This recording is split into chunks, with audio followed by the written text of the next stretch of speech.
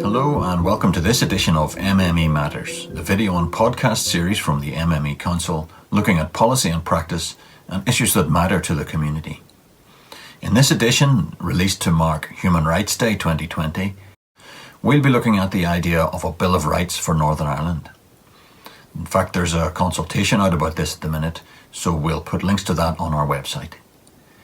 In the first section, I'll be talking to Dr Anne Smith of Ulster University to get a sense of what a Bill of Rights is and to get a sense of the history of that in the Northern Irish context. Then in the second part, I'll be talking to Dr Ulrich Vaden of Queen's University Belfast to ask how she thinks a Bill of Rights might make an impact on newcomers, migrant and minority ethnic communities and others in Northern Ireland. Before we begin, don't forget to follow us on social media at MME Council and visit our website mmecouncil.org where you can find out more about these issues and sign up to our newsletter. And now let's go over to the conversation.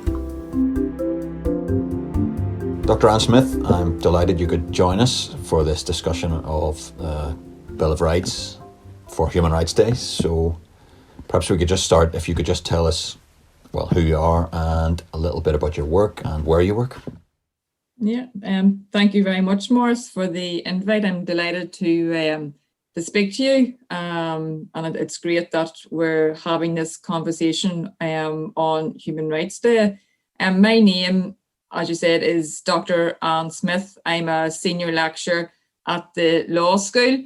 Also a member of the Transitional Justice Institute at Ulster University. I'm based in the Magee campus, and my main research is in human rights law, equality law, and in particular comparative constitutional law, hence my interest in bills of rights. I'm currently writing a book on bills of rights at the moment, and specifically looking at the drafting process of bills of rights, and Northern Ireland is one of my case studies. So it's been an interesting number of years looking at the process, and then also looking at how other countries have drafted their bills of rights and learning lessons from them, and also learning lessons from Northern Ireland as well. A perfect person to talk to then for this purpose. Perhaps if you could maybe start off by giving us a general idea, or giving the listeners a general idea of what is a Bill of Rights.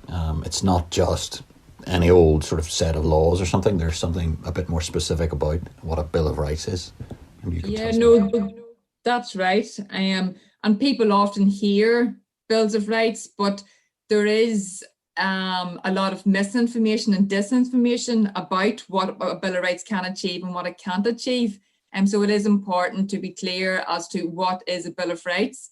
And I want to start off by saying that it is important not to overstate the significance of bills of rights, that they're not going to be the solution to all problems. But a Bill of Rights, they are essential in supporting good governance.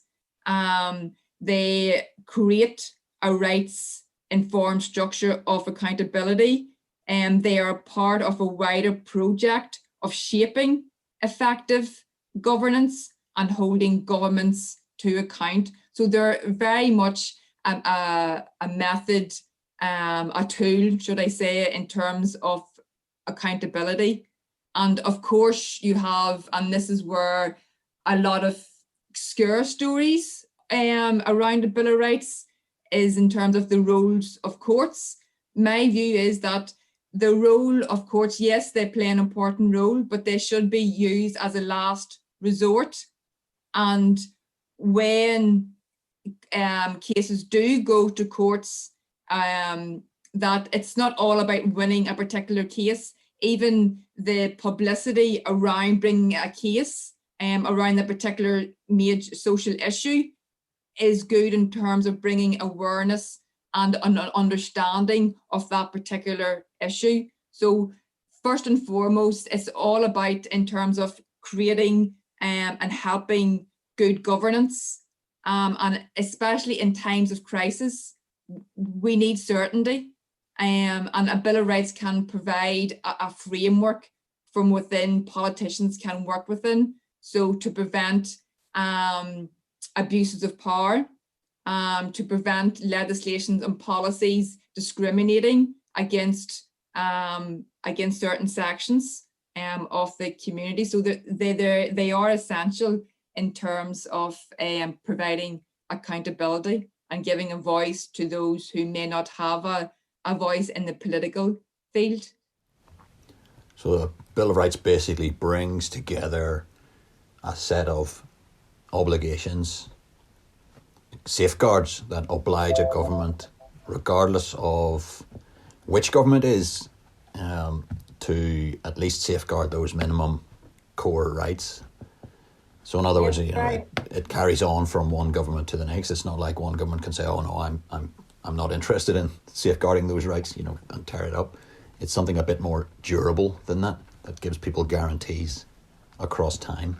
Would that be fair to say? Oh yes, that's very much fair to say. It is very much in terms of providing core safeguards, ensuring governments adhere to their responsibilities, their obligations under a Bill of Rights. And as I said, it's very much in terms of a check and balance, both in terms of how policies and legislation are designed, and in terms of helping good governance. In terms of the Northern Irish context, then, people have been talking about a Bill of Rights in Northern Ireland for quite a while, certainly at least since the Good Friday Agreement. Could you maybe give us a quick catch up on the history of that process? Yes, so I think it's important to point out that the debate and need for a Bill of Rights for Northern Ireland predates the peace agreement of 1998. It dates back from the 1960s. There were numerous attempts to introduce a Bill of Rights for Northern Ireland, but they failed on several occasions. And it really wasn't until the Good Friday Agreement, Belfast Agreement, that provided what people have referred to as the constitutional moment, and marked an important step in terms of bringing forward and giving the Bill of Rights the recognition. Then there were several attempts between 1998 and now to try to get it going.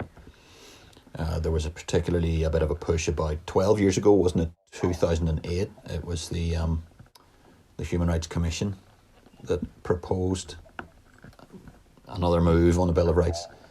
Mm-hmm. And again, that's stalled. So where are we now? How far have we got? Yeah, well, as you point out, under the 1998 peace agreement, the Northern Ireland Human Rights Commission, they were mandated to consult and advise on a Bill of Rights supplementary to the European Convention on Human Rights to reflect the particular circumstances of Northern Ireland. And I'm just paraphrasing that particular paragraph from the agreement. And after a long and inclusive drafting process by the Commission, and that I think does need to be recognised, and both within the Commission and those outside of the Commission who were involved in that process, their work needs to be recognised and commended. So the Commission on the 10th of December, to mark International Human Rights Day, very symbolic, they submitted their advice to the British government in 2008. Nearly a year later, in November 2009, the Northern Ireland office responded to that advice, and they basically said dismissed most of the recommendations that the Commission put forward. Now, the Commission, in terms of how they approached their mandate, was they adopted a broad interpretation of their mandate. And that created a number of responses. On the one hand, some people think that the Commission went too far in interpreting the mandate that the way they did. So in the Commission's advice, they include a very strong and inclusive Bill of Rights in terms of including civil and political rights as well as social economic rights, and that has caused some controversy. On the other hand, there are those who support the Commission's advice, saying no, well, actually, to the inclusion of those rights, in particular social and economic rights, are important in terms of the fact that Northern Ireland is emerging from conflict. It's a transitional society, and as such, though, it is important to include those rights. And then there is another school of thought, and it's important to highlight that these three schools of thoughts, this is as a result of the research I have done with Professor Colin Harvey on a research project funded by the Joseph Rowntree Charitable Trust. And what we did in that project was that we took the Commission's advice and translated that into a draft model bill, and just to show people that this is how it could be done. And we asked for responses. So the responses were yes, that as I mentioned, in terms of the Commission's advice went too far for some. The other school of thought was that they supported the Commission's advice, but you have this third school of thought, and this particular school of thought you don't hear very much, that there are some who think that the advice didn't go far enough. So the feedback that we received in our project was that the Commission's advice could have been a lot stronger in terms of children's rights, women's rights, refugee rights, and of course then another major area that was highlighted in terms of our project was Brexit. Brexit has created a whole new set of particular circumstances to Northern Ireland, and that needs to be reflected in any Bill of Rights for Northern Ireland. So that was the feedback. So I'm now joined by Dr Ulrich Vaden, and we're going to talk about more of the aspects of the Bill of Rights that have an impact on migrant and minority ethnic communities. So Ulrike, Dr Vaden, welcome. Thanks for joining us. Perhaps you could tell us a little bit about yourself and your work to start off with. Yeah, of course. Thanks so much, Maurice, for inviting me or approaching me. My background, as you can guess from my accent, I'm neither Northern Irish nor English. So I'm originally from Germany, so very much European. And I'm a lecturer in sociology at Queen's University, Belfast. And for more, I would say about 15, 20 years by now, because I worked in London at universities. That's where I did my PhD, as well on gender and ethnicity focus, really. Also working in Amsterdam for a couple of years, in Luxembourg, Sheffield. So I've been around for some while in universities, in different universities, and I'm specialized on the one hand on issues on family theory, gender intersectionality issues, but also in terms of ethnic minorities, migrant situation, in what ways this is relevant to different societies, how societies are transformed. And to finish this here for now, I guess that's also the context of Northern Ireland. I did a small study with my colleague, Dr. Fiona Murphy, 4 years ago, I think already, on behalf of Stormont, conducting research on the situation of asylum seekers and refugees in Northern Ireland, which was the first study in itself looking how the experience matters. And so I guess we might come back to this in a minute. So, yeah. Yes, that's, I think we the MME Council probably already has that. In fact, I know we have already got that in our kind of research archive, as it were. So we must put links on the website to point people in that direction. Very good report. So I guess we are talking about a Bill of Rights. This podcast we are using it to mark Human Rights Day. And I spoke to Dr. Anne Smith from Ulster University about general concept of a Bill of Rights and how we've got to where we are in the Northern Ireland context with the consultation that's ongoing with a view to getting it back up and running again. So I wonder if you could maybe talk to us a little bit about how a Bill of Rights, why is that important to people from minority ethnic backgrounds or migrant backgrounds? I suppose for me the way it's framed in general in Northern Ireland is that you've got to try to work out some way of getting the two communities to be able to live together, and it's usually framed in terms of that, like binary notion. I don't know if that is a way into thinking about it. Yeah, thanks for this. Of course, is connected to some of our publications, Fiona's and mine.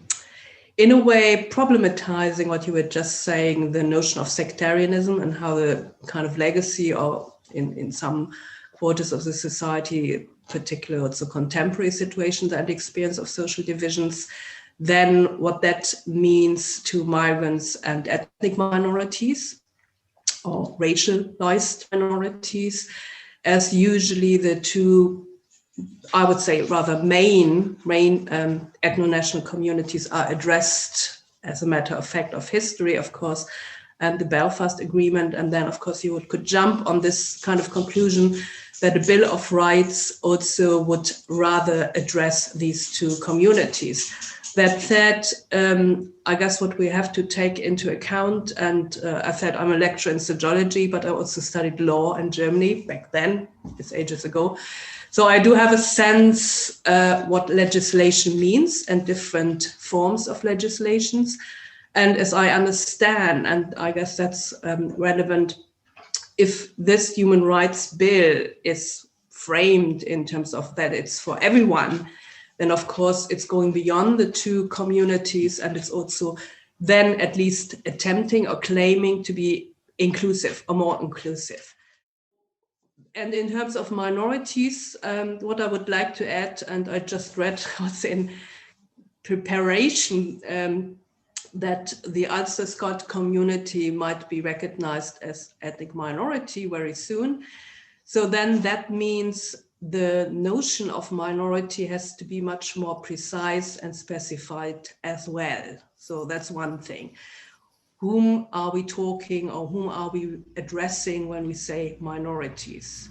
I would distinguish here clearly between a notion of migrants or what migration means. Also, and I, as a European citizen / now turned migrant, I'm very much aware of what that means. So in consequence, you have less rights as any citizen. And now applying this to the UK / Northern Ireland context, or where you said like addressing the two main ethno-national communities, of course, as a migrant, you would have even weaker rights. And out of that, or in consequence, an interest to receive more rights, obviously, I have a stronger position to claim rights. And if, let's say, this Bill of Rights would be, and I understand it's a long story by now. It started in 2008, I understood, so it's 12 years ago. So this would mean in a situation, end of 2020, we are facing the end of the transition, the end of the Brexit, even weaker overall situations for people to claim their rights, then a Bill of Rights, of course, would at least fill some of this gap and gaze that's created through this kind of transitions or transformations we are in. So from what you're saying, I think the lesson I would certainly take from it is that there's urgent need for people from migrant and minority ethnic backgrounds and others as well to get involved in this process, because if they're going to be framing, someone's going to be framing these laws and legislation, and if it's already likely to be weakened for people in the other category, then maybe the best thing is for people really to get involved, and it's all the more urgent to raise your voice and make it heard. Would that be fair to say? No, absolutely. And if people are interested, and if you have a look, let's say, at the documents, and as I said earlier, it's going on, the contestation, since 2008-ish. So there are a lot of different documents, but what basically catch my eye is when I see the talk on diversity or minorities, it's quite often foregrounding culture and language and identity. I wouldn't say that's not the case, but it's only an aspect. It's a nuance of what the situation of minorities is about. It doesn't really say and speak that much to claims of social equality, for example, how participation could be enhanced. So in this kind of context, migrant status, as I tried to point out earlier, has to do with this insecurity in terms of not legal status, and as I said earlier, even more so for asylum seekers in the most vulnerable position. And as a refugee, it's better than that, but obviously it's still weak in comparison. But then if there is nothing really existing as this kind of rights framework, because we don't have constitutional rights here, then the Bill of Rights at least is an attempt to bring this and to strengthen the possibility of rights enhancement. And I guess that's why I said earlier, we also have to distinguish between the notion of ethnic minority, of course, and on the other hand, then migrants. So as a sociologist, but also someone who's trained in legal studies and in legislation and familiar with this, I always would keep an eye on this in terms of the consequences this does have for different groups of minorities, different groups of migrants, because it's a loose category. It's both loose categories or broad categories, and it has to be much more specific. To make this more concrete, for example, you have long-standing ethnic minorities in Northern Ireland, Chinese and Indians, actually several generations. So they are not migrants. They are not migrants. Yeah. The situation of Polish migrants, Lithuanian, me as a German, if you don't have your citizenship status any longer, if you were not able to register in time, your status now in the UK, then you become not out of the sudden, because this is going on for 4 years now, as we know it, but you are much more vulnerable in this case. And then Europe comes in. I mean, the one side is probably the Bill of Rights, and the other one is the role of the European Council. And sometimes people might also find this a bit more complicated and mesh that with the European Union rights framework, but the European Council goes beyond that. And then we have a European Court of Justice, not of justice, but human rights. So this, let's say, this legal angle and layer also comes in and is most important to the situation. What I just tried to say on migrants, on particular groups of migrants, but also to particular groups of minorities. So we have really to be careful and keep an eye, what groups are we actually talking about? So I guess what I'm picking up is that we have to be sensitive to differences, rather than lumping, instead of changing it from a 2 community model to a 3 community model and just saying everybody who's other is all the same. We need to be attentive to the differences within that group of others. But I guess the sort of alongside that, it's probably also a good idea to show a bit of solidarity across so we're all different, and everyone within the other. I think that's what you just said.